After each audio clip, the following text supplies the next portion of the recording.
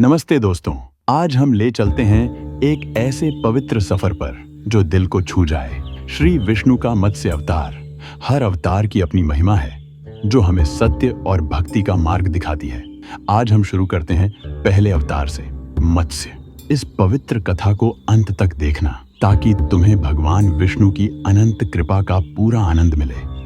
कथा का आरंभ होता है उस युग से जब पृथ्वी पर धर्म का पतन हो रहा था। उस समय राजा सत्यव्रत थे जो भगवान नारायण के परम भक्त थे। वह एक सच्चे तपस्वी थे जिनका जीवन धर्म और भक्ति को समर्पित था।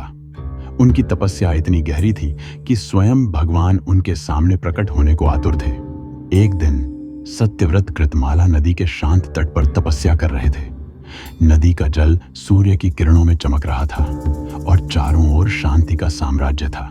तभी एक छोटी सी सुनहरी मछली उनके हाथों में तैरती हुई आ गई। मछली की आंखों में एक अजीब सी करुणा थी। उसने कांपती आवाज में कहा, राजा जी, मुझे बचा लीजिए, बड़ी मछलियां मुझे खा लेंगी। सत्यव्रत का हृदय दया से पिघल गया। उन्होंने उस नन्ही मछली को अपने कमंडल में सावधानी से रखा। पर यह कोई साधारण मछली नहीं थी, यह थी भगवान विष्णु की माया, उनका मत्स्य अवतार जो धर्म की रक्षा के लिए प्रकट हुआ था। उसी रात एक चमत्कार हुआ। वह छोटी सी मछली इतनी बड़ी हो गई कि कमंडल में समाना असंभव हो गया। सत्यव्रत आश्चर्य से भर गए। उन्होंने मछली को एक बड़े तालाब में छोड़ा, पर वहां भी मछली विशाल हो गई। फिर उन्होंने उसे नदी में डाला, पर नदी भी छोटी पड़ गई।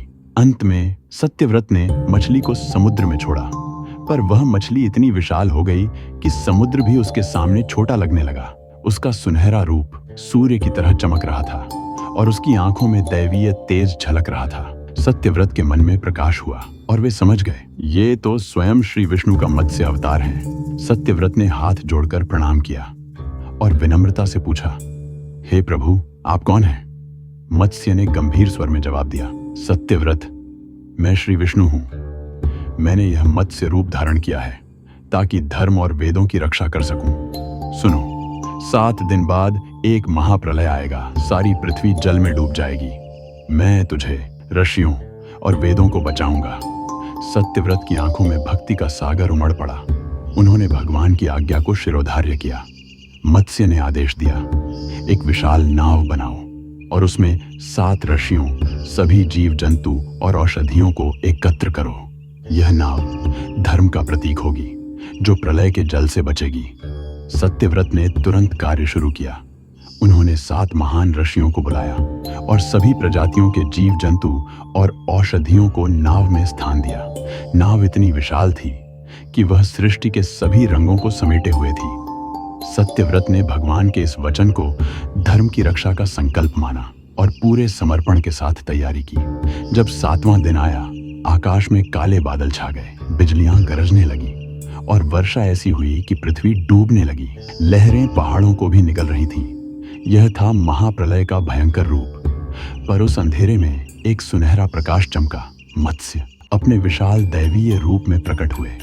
उनका शरीर सूर्य की तरह चमक रहा था और उनके सींग में अनंत शक्ति थी। उन्होंने उस नाव को अपने सींग से बांधा और प्रलय के भयंकर जल में उसे खींचना शुरू किया।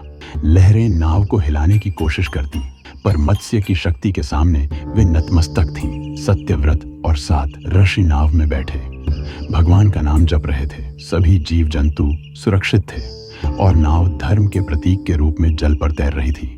मत्स्य की कृपा से वह नाव प्रलय के तांडव से अछूती रही। सत्यव्रत के मन में भक्ति और विश्वास और गहरा हो गया। इसी समय मत्स्य ने एक और महान कार्य किया। हयग्रीव नामक एक शक्तिशाली असुर ने वेदों को चुरा लिया था जो सृष्टि का ज्ञान और धर्म का आधार थे। मत्स्य ने उस असुर का पीछा किया और एक भयंकर युद्ध में उसे परास्त किया। उन्होंने वेदों को पुनः प्राप्त किया और सत्यव्रत को सौंपा।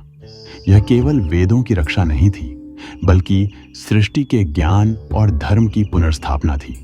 यह पवित्र कथा श्रीमद् भागवतम से ली गई है। तो दोस्तों, क्या आपको पसंद आई मत्स्य अवतार की ये पवित्र कथा? इस वीडियो को लाइक कीजिए और इस चैनल को सब्सक्राइब कीजिए। इस कथा को अपने दोस्तों और परिवार के साथ बांटिए और कमेंट में बताइए आपका पसंदीदा विष्णु अवतार कौन सा है।